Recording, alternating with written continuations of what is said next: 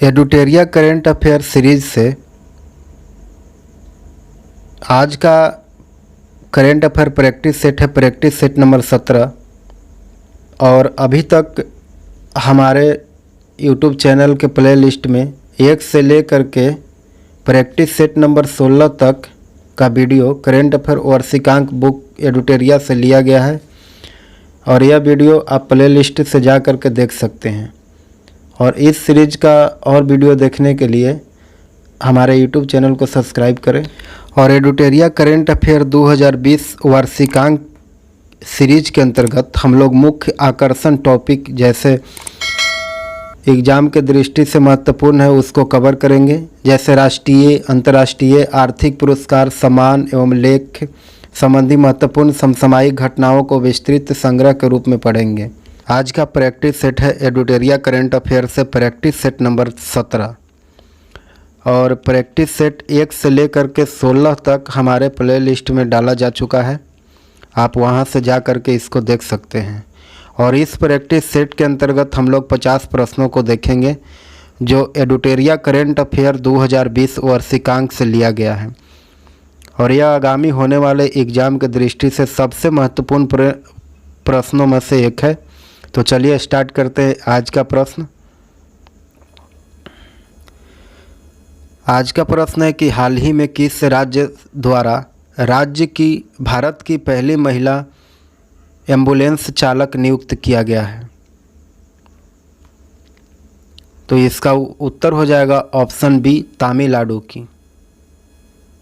अगला प्रश्न है कि निम्नलिखित में से किसे संयुक्त राष्ट्र में भारत के अस्थायी प्रतिनिधि के रूप में नियुक्त किया गया है।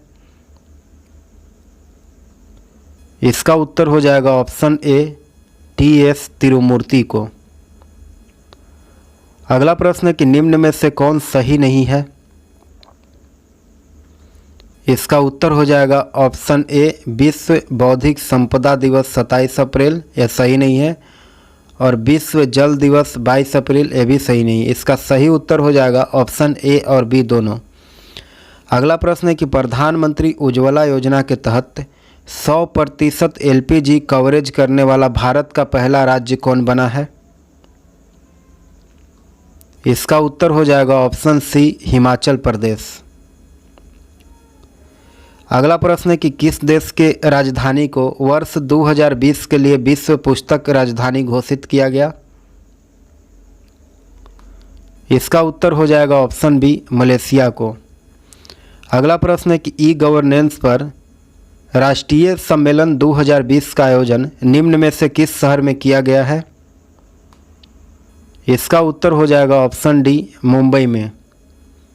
अगला प्रश्न है कि 14वें आर्थिक सर्वेक्षण 2019-20 रिपोर्ट के अनुसार वर्ष 18-19 में बिहार की अर्थव्यवस्था की वृद्धि दर स्थित मूल्य पर कितना रहा है।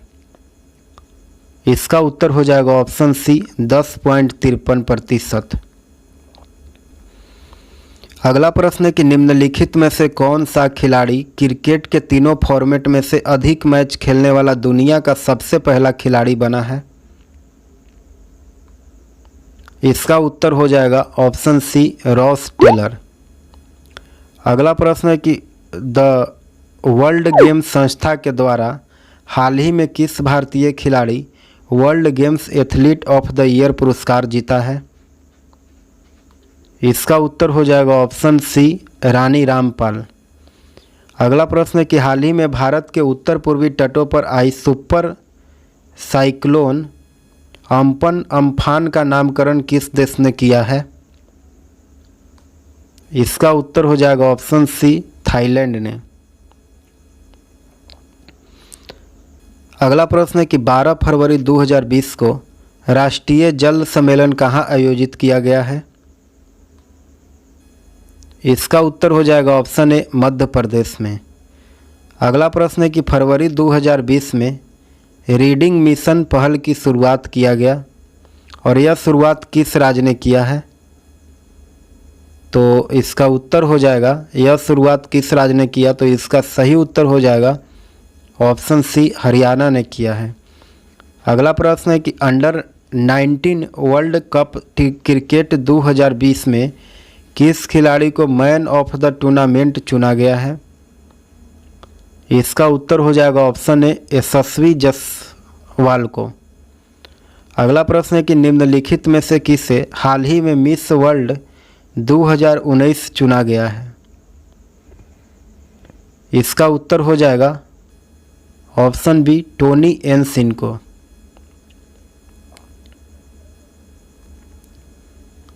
अगला प्रश्न है कि ICC U19 वर्ल्ड कप के आयोजन किस देश में हुआ है? तो इसका उत्तर हो जाएगा ऑप्शन सी दक्षिण अफ्रीका में। अगला प्रश्न है कि अंग्रेजी के लिए साहित्य अकादमी पुरस्कार 2019 से किसे सम्मानित किया गया है?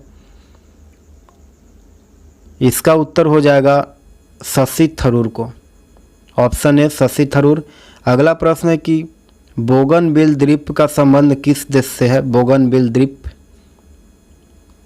इसका उत्तर हो जाएगा option b Papua New Guinea.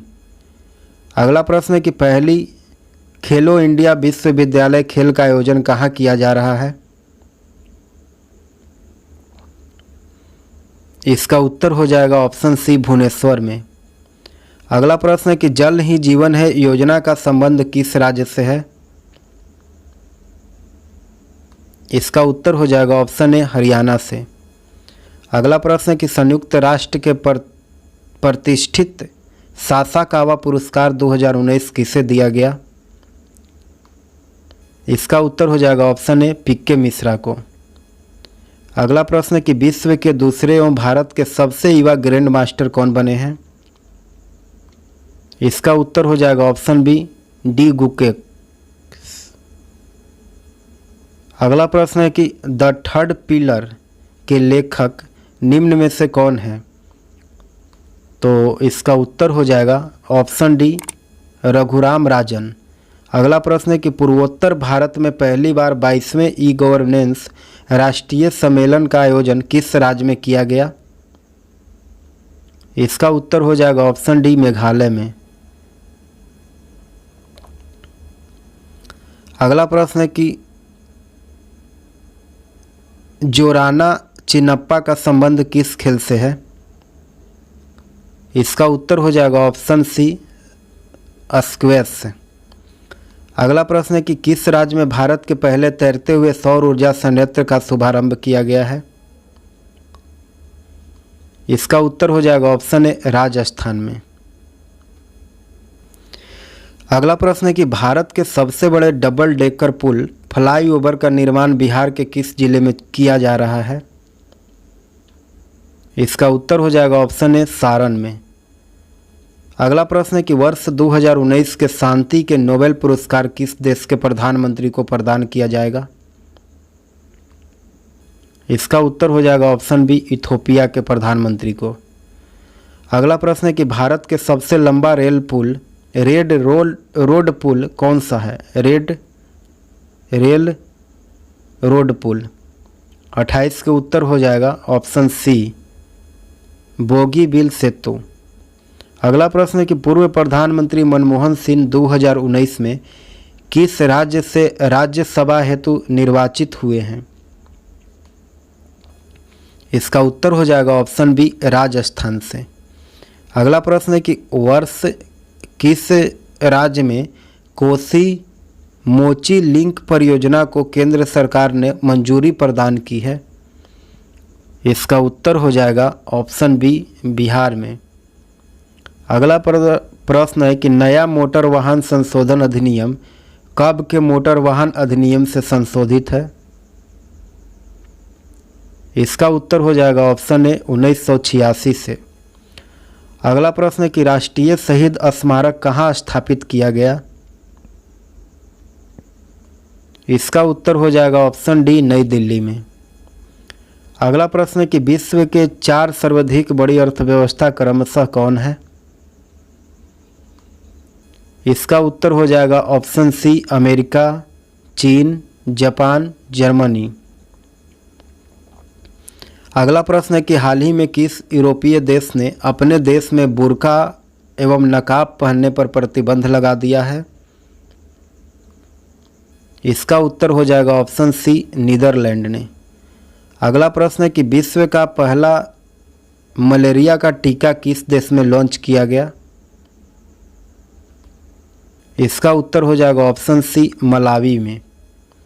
अगला प्रश्न है कि पुस्तक सेलेस्टियल बॉडीज किसने लिखी है? इसका उत्तर हो जाएगा ऑप्शन डी जोखा अलहार्थी ने। अगला प्रश्न है कि भारत सरकार ने निर्यात बढ़ाने के उद्देश्य से किस योजना की शुरुआत की है?